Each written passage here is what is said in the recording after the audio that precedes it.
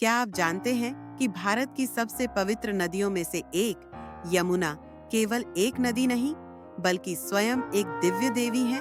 क्या आपने कभी सोचा है कि यमुना जी का जन्म कैसे हुआ? क्या यह सच है कि वे स्वयं भगवान श्री कृष्ण से गहराई से जुड़ी हैं? युगों पहले जब सृष्टि का विस्तार हो रहा था, देवताओं के राजा भगवान सूर्य तपस्वी अर्षियों और ब्रह्मांड की ऊर्जा को अपने तेज से प्रकाशित कर रहे थे। परंतु यह तेज अत्यंत प्रबल था, जिसे केवल एक दिव्य शक्ति ही संभाल सकती थी।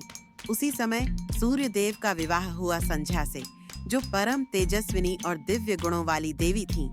परंतु सूर्य देव का तेज असहनीय था, जिससे संध्या अधिक समय तक उनके समीप न रह सकीं। उन्होंने अपनी परछाई छाया देवी को सूर्य देव के साथ रहने के लिए छोड़ दिया और स्वयं तपस्या करने चली गई। समय बीतता गया और छाया देवी से दो दिव्य संतानें उत्पन्न हुईं। पहले थे यमराज, जो मृत्यु के देवता बने, और दूसरी थी यमुना, जो प्रेम, भक्ति और मोक्ष का प्रतीक बनी। यमराज को न्याय का देवता बनाया गया, लेकिन यमुना को मिला एक विशेष वरदान।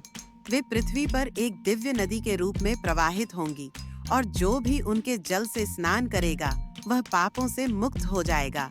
यमुना केवल एक नदी नहीं थी, वे स्वयं भगवान श्री कृष्ण से गहराई से जुड़ी थीं।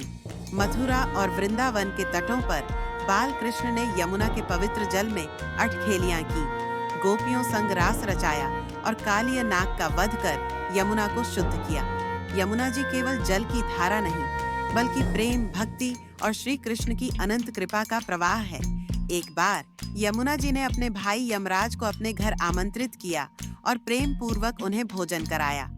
यमराज इतने प्रसन्न हुए कि उन्होंने यमुना को वरदान दिया, जो भी भाई इस दिन अपनी बहन से प्रेम पूर्वक तिलक कराएगा और भोजन करेगा, उसे दीर्घायु प्राप्त होगी।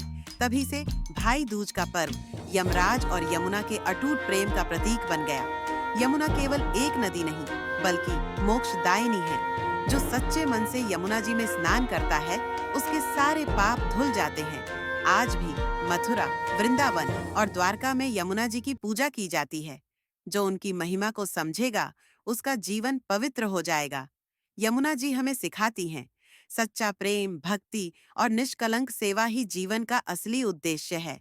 उनकी पावन धारा में जो भी सच्चे हृदय से स्नान करता है, वह श्री कृष्ण की कृपा का पात्र बन जाता है। तो आइए हम सब यमुना जी की भक्ति करें और उनके दिव्य जल से आत्म शुद्धि करें।